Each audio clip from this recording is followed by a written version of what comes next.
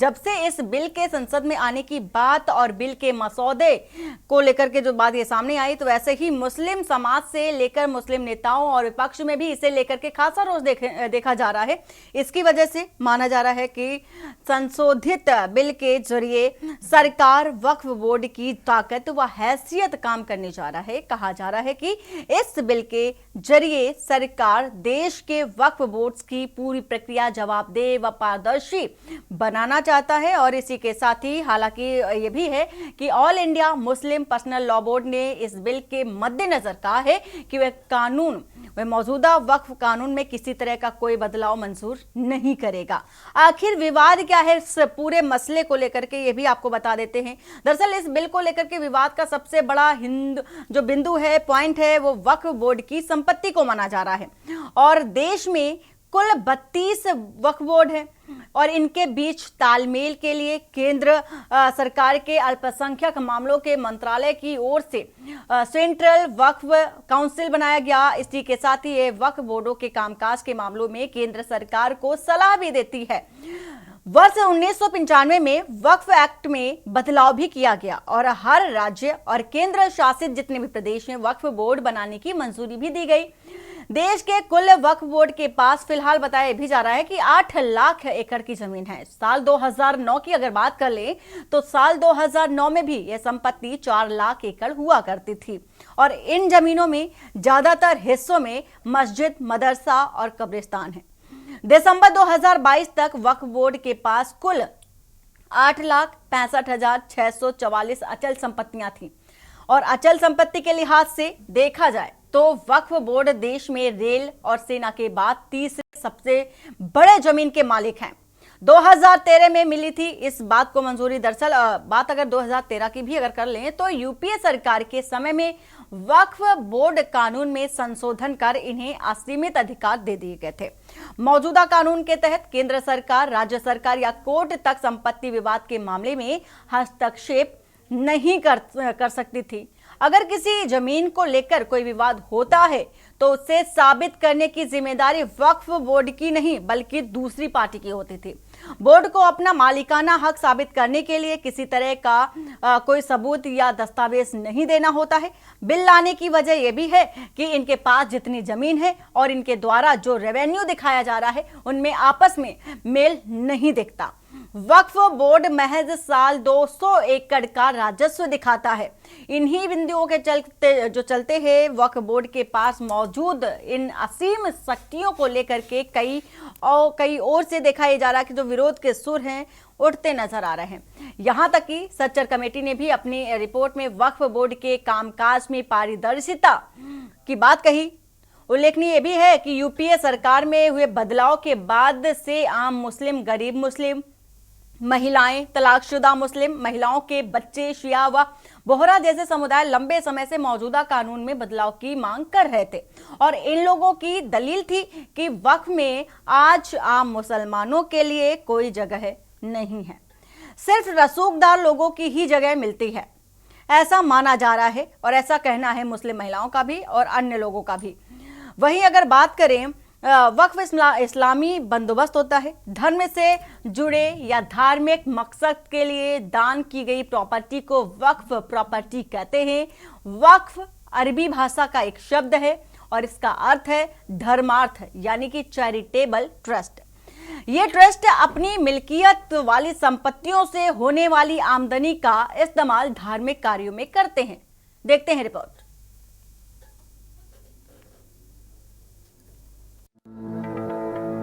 वक्फ इस्लामी बंदोबस्त होता है। धर्म से जुड़े या धार्मिक मकसद के लिए दान दी गई प्रॉपर्टी को वक्फ प्रॉपर्टी कहते हैं। वक्फ अरबी भाषा का शब्द है। इसका अर्थ है धर्मार्थ यानी चैरिटेबल ट्रस्ट। ये ट्रस्ट अपनी मिल्कियत वाली संपत्तियों से होने वाली आमदनी का इस्तेमाल धार्मिक कामों के लिए करते हैं। भारत में ऐसे बंदोबस्त वक्फ एक्ट के तहत आते हैं। इसके तहत प्रॉपर्टी की देखरेख वक्फ बोर्डों के जरिए की जाती है। एक बार दान दिए जाने पर प्रॉपर्टी वापस नहीं ली जा सकती। उसका इस्तेमाल धर्म से जुड़े कामों के लिए ही होता रहता है। स्पेसिफिकली मुस्लिम का वर्ड क्यों इस्तेमाल किया गया है? क्योंकि वक्फ जो है, वक्फ एक इस्लामिक ड्यूटी है। एक्चुअली। तो इसीलिए उसके अंदर जो है मुस्लिम्स को उसके मैनेजमेंट के लिए, उसकी गवर्निंग के लिए मुस्लिम्स को इसलिए स्पेसिफिक किया गया है। जहाँ जैसा आपने क्वेश्चन पूछा कि इसके ऊपर क्या इफेक्ट पड़ेगा, तो जहाँ तक है सरकार ये चाह रही है इसके अंदर कि इसके अंदर दूसरे धर्म के लोगों को भी शामिल किया जाए। तो जब ऑलरेडी क्लियरली तौर पर ये वर्ड स्पेसिफिक है वक्फ एक्ट के अंदर कि क्योंकि मुसलमानों के ज़रिए ये आवाम की भलाई के लिए ज़मीन दी जाती है और ये मुसलमान ही इसको गवर्न करेंगे। वक्फ अधिनियम 1954 में पारित किया गया था। वक्फ संपत्तियों को नामित करने के लिए गवर्निंग बॉडी को ज्यादा ताकत देने के लिए 1995 और फिर 2013 में संशोधन किया गया।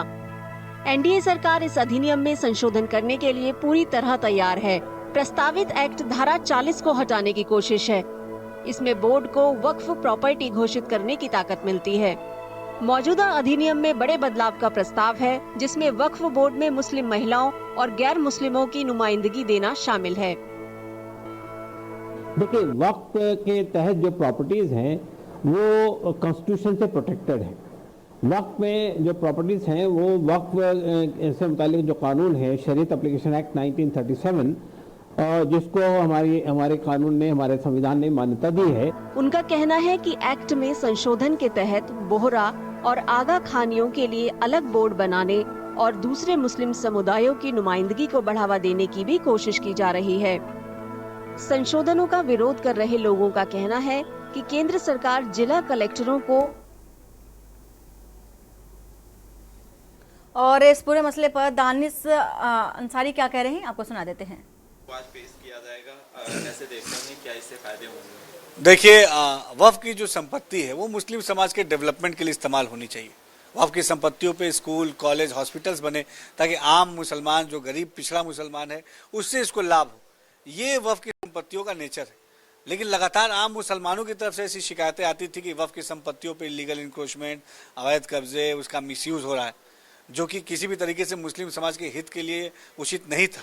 हमारी मोदी सरकार ने हमेशा मुस्लिम समाज के हित के नियत के साथ काम किया है। मुस्लिम समाज का विकास ये हमारी मोदी समाज का एजेंडा है।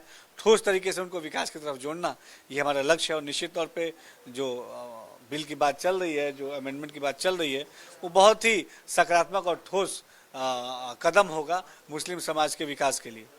सर, बोर्ड का ये संशोधन में बस एक बहाना है, रक्षा, रेल, नजूल लैंड की तरह जमीनों को बेचना बीजेपी निशाना बनाना चाहती है। देखिए, विपक्ष नहीं चाहता कि मुस्लिम समाज का डेवलपमेंट हो।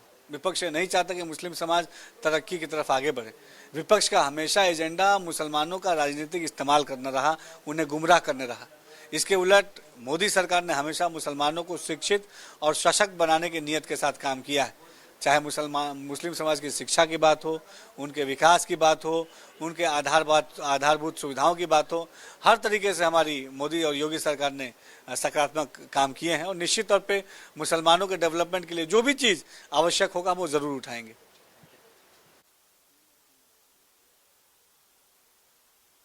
दानिश अंसारी को इन्होंने साफ तौर पर कहा कि जो बदलाव की बात है, जिस पर जो सियासी हलचल देखी जा रही है, वो सिर्फ विपक्ष एक माहौल बना रहा है, मुस्लिम समाज का विकास नहीं चाहता है।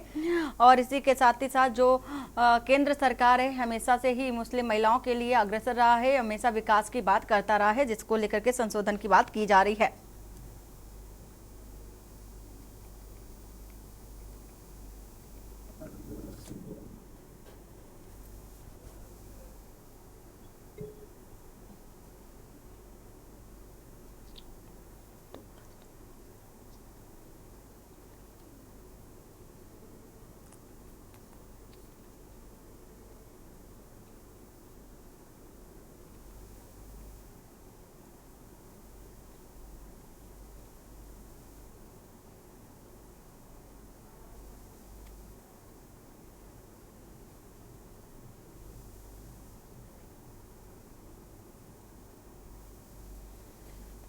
तो वक्फ बोर्ड को लेकर के और लोकसभा के बाहर से राहुल गांधी को आप देख रहे हैं।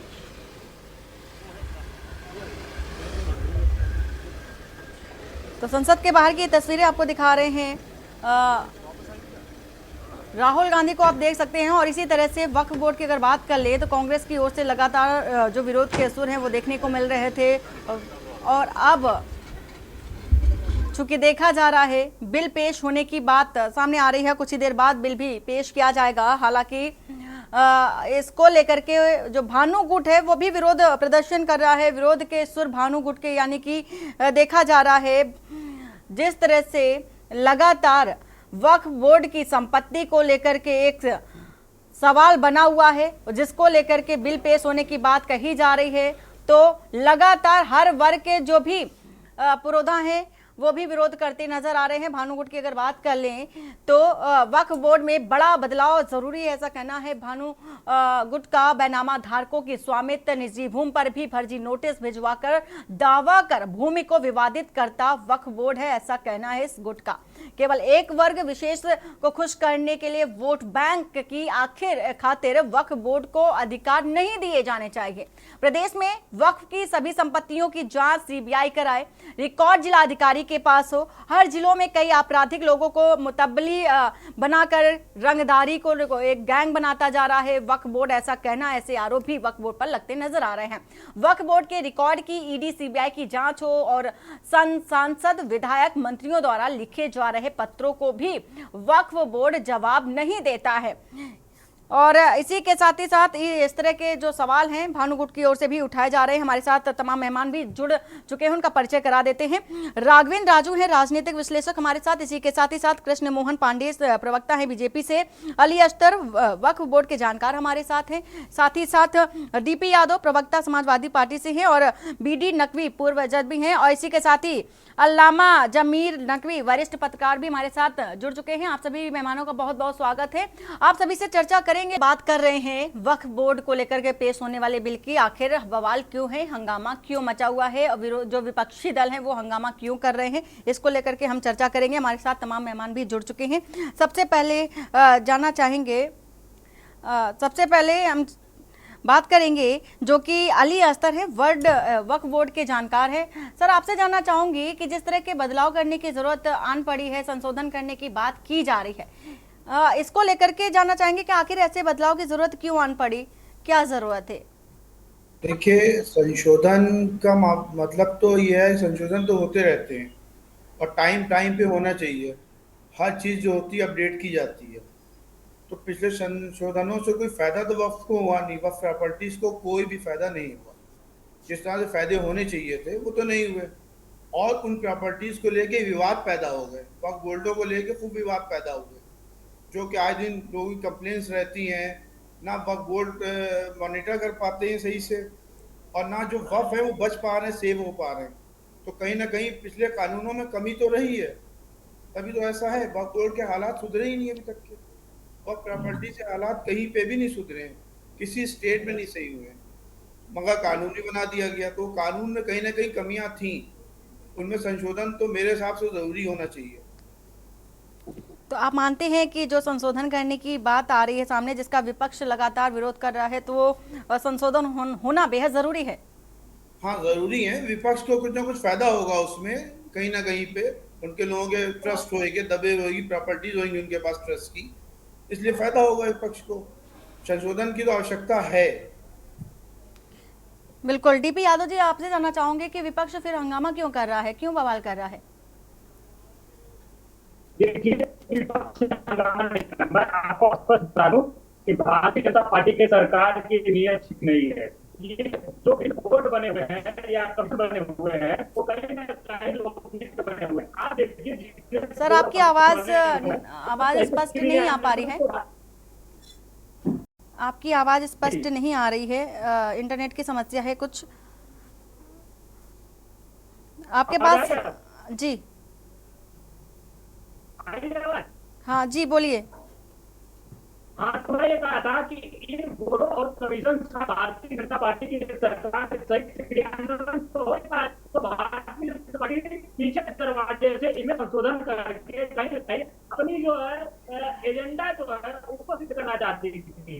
आप ये बताइए, अभी जो 30 सिविल कानून लेकर के भारतीय जनता पार्टी की सरकार आएगी, उसका कितना भी होगा था, उस पर ज्यादा नहीं किया, किसानों को पेपर नहीं दिया, और उसको वापस लेना पड़ा था। नहीं, एक बात वक्फ बोर्ड के साथ भी हो रहा है। इसके साथ डॉक्टर बिहार विमल हुआ, इस संशोधन है, इसके जानकारों से कोई भरोसा ठीक है नहीं सर, किया आपकी गया। आवाज इंटरनेट की समस्या की वजह से दुरुस्त नहीं आ पा रही है। मैं चाहूंगी कि आप पहले इंटरनेट की समस्या थोड़ा सा सही कर लीजिए, सही लोकेशन में बैठ जाइए जिससे कि स्पष्ट आवाज आ सके। और एजेंडे की बात कर रहे थे आप, एजेंडे की बात हम आपसे करेंगे। हमारे साथ है कृष्ण मोहन पांडे, बीजेपी से हैं। कृष्ण मोहन जी, जिस तरह से आपने सुना समाजवादी पार्टी के जो नेता हैं उन्होंने कहा कि जो सत्ताधारी दल है बीजेपी है वो अपना एजेंडा सेट करना चाहती है वक्फ बोर्ड के बिल पेश होने के माध्यम से। किस तरह का एजेंडा आप सेट कर रहे हैं? देखिए वंदना जी, हमारे मित्र डीपी जी हैं, ये पढ़ लिख के समाजवादी पार्टी के प्रवक्ताओं की स्थिति ये है, ये पढ़ लिख के नहीं आते, इनको समस्या बस बोलने आता है, चिल्लाने आता है। इनको पहले तो वक्फ क्या है इस बात के बारे में जानकारी चाहिए, उस पर कानून क्या है, वर्तमान परिस्थिति क्या है, इस पर चर्चा होनी चाहिए। खैर ये लोगों का विषय है। वक्फ एक्ट जो है ये मुस्लिम समुदाय के संपत्तियों के संरक्षण के लिए बनाया गया, परंतु एक समय के बाद उस पर यह संस्था जमीन कब्जा करने वाली व्यवस्था बन गई, और ये कब्जा वही लोग करते थे जिनका कांग्रेस परिवार के लोगों में विशेष पहुंच थी, विशेष पैठ थी। उसके बाद से क्या हुआ, ये देश की विभिन्न जमीनों पर वो जो मजबूत बड़े मालदार जमीनें थी उन पे कब्जा शुरू कर दिया, और कब्जा ही शुरू कर दिया इन लोगों ने। किसी भी इवन एक गांव को जो कि 2000 वर्ष, जिनका 700 वर्ष पुराना इतिहास है और वक्त बने 50-70 साल हुए, उस पर इन्होंने कर दिया कि जमीन हमारी है। ये ऐसे नियम बना दिया कि कल यदि सुप्रीम कोर्ट को कह दिया जाए कि वक्फ की जमीन है, यदि ये वक्फ के लोग कहते कि ये संविधान जो संसद भवन है ये वक्फ की जमीन है, तो मानना पड़ेगा, क्योंकि वक्फ के लोग ही तय करेंगे कि ये जमीन है कि नहीं है। हमने हाई कोर्ट, ठीक है कृष्ण मोहन जी, लौटेंगे आपके पास, लौटेंगे। इशारा मिल रहा है ब्रेक का, ब्रेक के बाद हमारी चर्चा जारी रहेगी। और इसी के साथ ही बात कर रहे हैं वक्फ बोर्ड के बिल पेश होने पर जो बवाल हंगामा मचा हुआ है उसको लेकर के हम चर्चा कर रहे हैं। और मनसुख मांडविया क्या कर रहे हैं वो भी आपको सुना देते हैं। बात कर रहे हैं वक्फ बोर्ड को लेकर के जो बवाल मचा है उसको लेकर के। हमारे साथ तमाम मेहमान भी जुड़े हैं। कृष्ण मोहन जी, आप अपनी बात कर रहे थे जिस तरह से बिल को लेकर के जो समाजवादी पार्टी की ओर से विरोध किया जा रहा था उसका जवाब भी आप दे रहे थे, आप अपना जवाब पूरा कर लीजिए। कि वक्फ का आम मुसलमानों से कोई लेना देना नहीं है, ये सिर्फ एक जमीन हड़पने की एक संस्था बन चुकी है।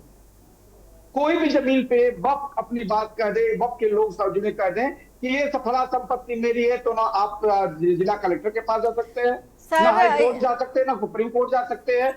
और ये जमीन सर यहाँ पर हम रोकना चाहेंगे, सीधा उनका रुख कर लेते हैं।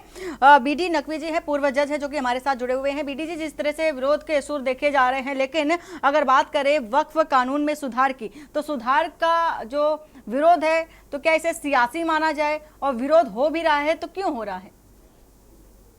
देखिए ऐसा है कि वक्फ जो है वो एक डेडिकेशन है, जैसा कि सब जानते हैं। वक्त दो तरह का होता है, वक्फ अल औलाद और वक्फ अल खैर। तो बेसिकली चैरिटी का मकसद होता है वक्फ का। जो लोग अपनी प्रॉपर्टी को वक्फ करते हैं, डेडिकेट करते हैं, उनका मकसद ये होता है वो प्रॉपर्टी ट्रांसफर ना हो, उनकी औलाद को भी उस प्रॉपर्टी को ट्रांसफर करने का हक नहीं होता है। अब ये आता हूँ कि वक्फ में जो बात कर रही है गवर्नमेंट, उसकी नीयत इसलिए मुझे सही नहीं मालूम होती क्योंकि मैनेजमेंट में होना चाहिए। मैनेजमेंट जो हो रहा है वक्फ का, अगर कोई एतराज है, उसमें करप्शन है, गड़बड़ है, ये बात सही है कि गड़बड़ है, लेकिन उसके रूल्स बनने चाहिए कि वक्फ बोर्ड में जो फंक्शनिंग है उसकी रखरखाव ट्रांसपेरेंसी कैसे होनी चाहिए। जहां तक ये बात आ रही है कि साहब उसके अंदर कुछ 2 वीमेन भी मेंबर रखी जाएं, नॉन मुस्लिम्स को भी इंटर कराया जाए, तो ये जो सारी चीजें हैं, मुस्लिम लॉ, पर्सनल लॉ को हमारा कॉन्स्टिट्यूशन, हमारा संविधान प्रोटेक्ट करता है और हर मिनोरिटी ग्रुप को ये हक देता है कि वो पर्सनल लॉ लागू हो। वक्फ बोर्ड पर्सनल लॉ से रेगुलेट होता है, इंडियन लॉ से नहीं होता, पर्सनल लॉ से होता है, प्रोटेक्टेड है। उसके अंदर जो वाकिफ के राइट हैं, वक्फ डीड होती है, उसके ऑब्जेक्टिव्स हैं। अगर उसके ऑब्जेक्टिव्स के अंदर प्रॉब्लम आ रही है, अगर उसके ऑब्जेक्टिव्स पूरे नहीं हो रहे हैं, तो गवर्नमेंट को ऐसा वक्फ बोर्ड पर एक ओम्बड्समैन बिठा देना चाहिए, एक आर्बिट्रेशन सरकारी रेगुलेटरी अथॉरिटी बननी चाहिए। उसके अंदर कोई बुराई नहीं है, ट्रांसपेरेंसी की जहां तक बात है, जहां तक नियत की बात है, यहाँ हमारे लखनऊ के अंदर अकबर नगर ढा दिया गया जिसमें 80% मुस्लिम थे, और पंतनगर पर जब मामला आया तो उस वक्त बुलडोजर सहम गया, डर गया, बच्चों की चीखों की आवाज से, औरतों की आवाज से डर गया। ये कितना बड़ा डबल स्टैंडर्ड है, क्यों नहीं गया है पंतनगर? तो जो नियत जो है उसमें लोगों का ट्रस्ट नहीं है इस सरकार का, कि जो सरकार ये करेगी कुछ अच्छा करेगी। हम चाहते हैं अच्छा हो, हम चाहते हैं, हमें अच्छा लगा पंतनगर के बच्चों की आवाज सुनी गई, हमें अच्छा लगा, मानवता की आवाज सुनी गई, हमें अच्छा लगा। अगर मानवता की बात होगी, अगर सिस्टम को अच्छे करने की बात होगी, अगर मिनोरिटीज के रिफॉर्म की बात होगी, तो हम उसके साथ खड़े हैं, हम कहीं अपोज नहीं करेंगे। जिस तरह से बात कर रहे हैं संशोधन की जो हो रहे हैं, तो अगर ये संशोधन कोई पहली दफा तो नहीं है जो आज होने जा रहा है। ये संशोधन 1995 में भी, 1991 में भी, 53 में भी ऐसे कई बार ऐसे संशोधन हुए हैं। आपसे बात करेंगे, चर्चा करेंगे आगे। बीजेपी नेता जो तरुण चुग क्या कह रहे हैं, इनको सुन लेते हैं। जेल मंत्री, गृह मंत्री सैर सपाटे में बिजी है और पंजाब की जनता गैंगस्टर्स के हवाले करती है। सर, एक आखिरी सवाल, जिस तरीके से बांग्लादेश में परिस्थिति निर्माण हुई है, उसके बाद जो कांग्रेस के नेताओं को बयान आया, पहले पूर्व विदेश मंत्री सलमान खुर्शीद और अब मणिशंकर अय्यर का बयान, कैसे दुर्भाग्यपूर्ण बयान है, बेशरम, बेफुकाना एवं मानसिक दिवालियापन प्रदर्शित करने वाला बयान है। बांग्लादेश में हिंदुओं सिखों पर अत्याचार हो रहे, हिंसा हो रही है, लूटमार हो रही है, बलात्कार हो रहे हैं, मंदिर तोड़े जा रहे हैं, भगवान की मूर्तियां ध्वस्त की जा रही हैं। कांग्रेसी इस पर तालियां बजा रहे हैं, खुशी प्रकट कर रहे हैं। ये क्या हो रहा है? ये खुशी क्या बता रही है? हिंदुओं पर बर्बरता, अत्याचार और आपकी रहस्य में चुप्पी और जख्मों पर मरहम लगाने के बजाय ये कहा जा रहा है कि देश के अंदर, भारत के अंदर अराजकता फैल सकती है। ये कांग्रेस की सत्ता लिप्सा की भूख देश को अराजकता फैलाने का समर्थन कर रही है। दुर्भाग्यपूर्ण है, ये सोच ही दुर्भाग्यपूर्ण है।